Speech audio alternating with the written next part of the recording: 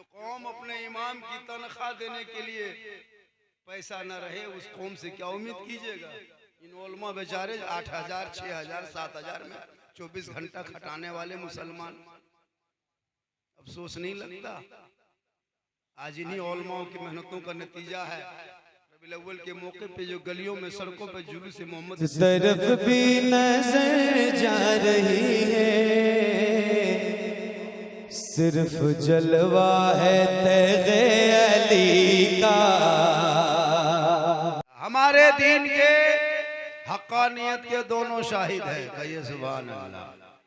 हमारे दीन के हक्कानियत के दोनों शाहिद हैं, मोइनुद्दीन अजमेरी, मोहिउद्दीन जिलानी। और निगाहे वली में वो तासीर देखी, बदलती करोड़ों की तकदीर देखी।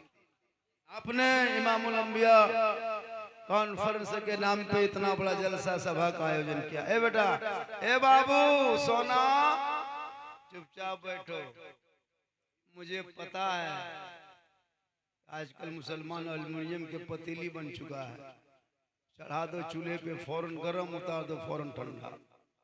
भाई लोहे की कढ़ाई बनो, गरम होने में 6 साल, ठंडा होने में 12 साल। कभी कभार तकरीर भी सुनने मिजाज रखिए, तकरीर सुनने मिजाज बनाइए। ना शरीफ तो ये रूहानी ग़िज़ा है, इसको तो हर हाल में लेना ही है। ये टॉनिक है, टॉनिक। और तकरीर उसका इलाज है, इंजेक्शन है, टेबलेट है, कैप्सूल है। अभी सब इलाज नहीं करोगे, डायरेक्ट टॉनिक डालोगे, फायदा नहीं होगा। बीच बीच में तकरीर सुना कीजिए। ये आलिम उलमा स्टेज पे जो देख रहे हैं ना, इन्हीं लोगों की मेहनतों का नतीजा का आज हिंदुस्तान में मुसलमान दिखाई दे रहा है।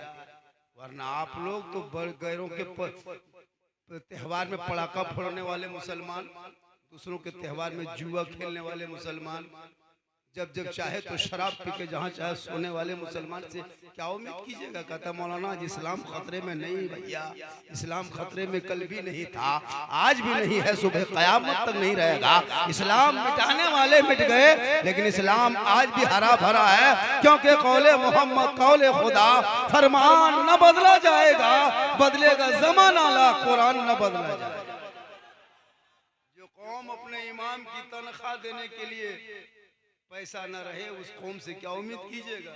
इन उलमा बेचारे 8,000, 6,000, 7,000 में 24 घंटा खटाने वाले मुसलमान, अफसोस नहीं लगता?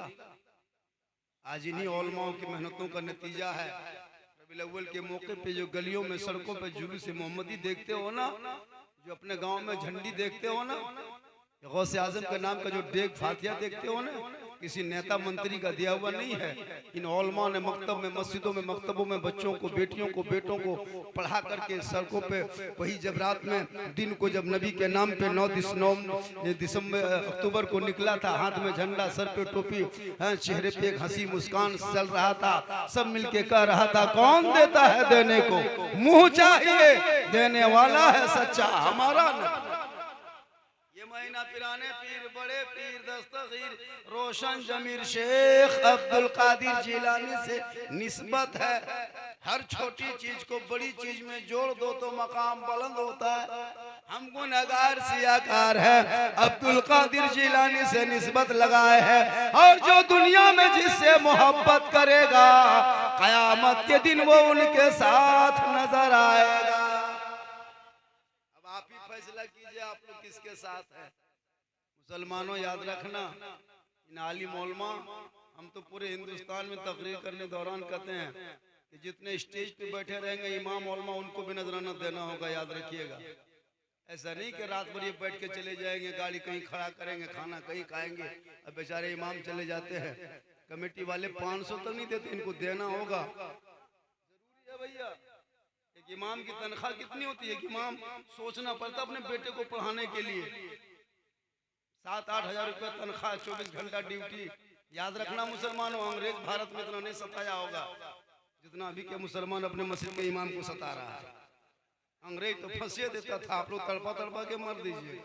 अभी एक जगह गए, इमाम के कमरा मतलब डेरा दिया मुझको, कोडरमा इलाके में कोई जलसा था, अंदर घुसे, बोले इमाम साहब अरे आराम करना है। बोल कमेटी वाला कहा है कि हजरत इमाम साहब आप ही के यहाँ डेरा में यही इमाम लोगों का यही इंतजाम है। बोले चलिए ठीक है। ठीक अंदर घुसे और जो इमाम साहब की जो चौकी थी जिसमें सोते थे उसमें जाके बैठे और चौकी अपने अपने हिलने लगे। हम दौड़ के निकल गए, जलजला आ गया। और झारखंडी बाबा जलजला नहीं आया है, ये चौकी जितनी कील काटी है ना सब खुल के फेंकेगी है। हम बोले या अल्लाह ये कहाँ से हो गया है, किधर हो गया है। उसके बाद हम बोले इमाम साहब थोड़ा सा पंखा चालू कीजिए, सोना है। इमाम साहब उठे, पंखा चालू किया।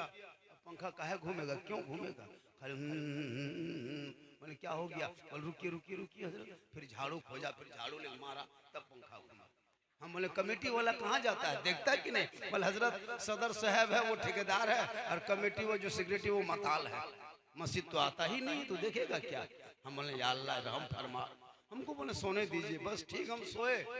अब क्या क्या मुहर्रम कमेटी में लड़का लोग अखाड़ा खेल लिया था और जितना भाला तलवार बरछा बलम सब बांध के इमाम के सर के ऊपर टांग दिया, लटका दिया।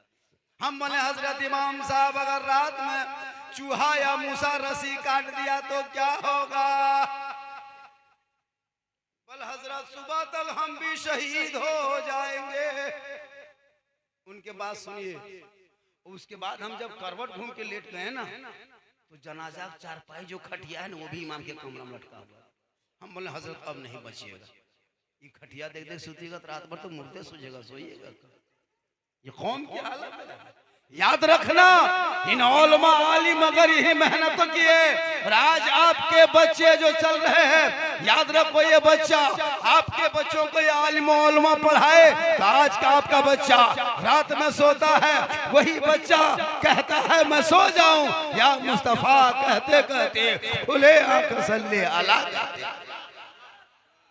आजकल तो नौजवान ये लड़का लोग देख रहे हो कितना सीधा लग रहा है। देखो ये लोग को मोबाइल देखिए, फ्री फायर पबजी, हर गली कुचन पर 4 यहाँ 3 यहाँ 5 यहाँ। बोले हजरत इस्लाम खतरे में है। हम बोले इस्लाम नहीं तुम्हारा बेटा खतरा है। इस्लाम खतरे में कैसे रहेगा जब माहौल है इलाके में।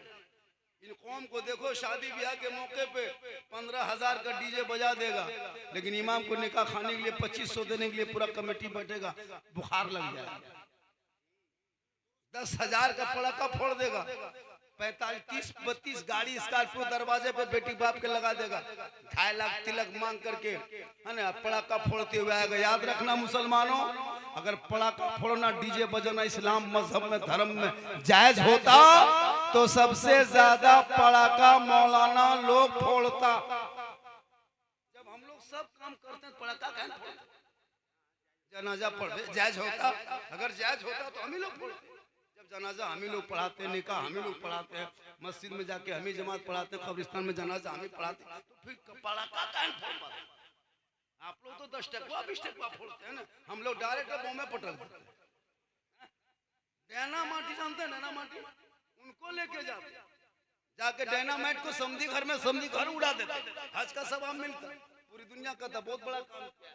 याद रखना इन पैसों को बचा के उन बेटों को पढ़ा दो, ताकि जब तेरा बेटा पढ़ा लिखा होगा आवारा के तरह गलियों में मोबाइल लेके फ्री फायर पे नहीं ध्यान देगा, बल्कि बेटा चलेगा गुलाम रसूल की तरह, बोलेगा गुलाम अली की तरह, बैठेगा गुलाम ख्वाजा की तरह और दुनिया छोड़ेगा आशिक मुस्तफा की।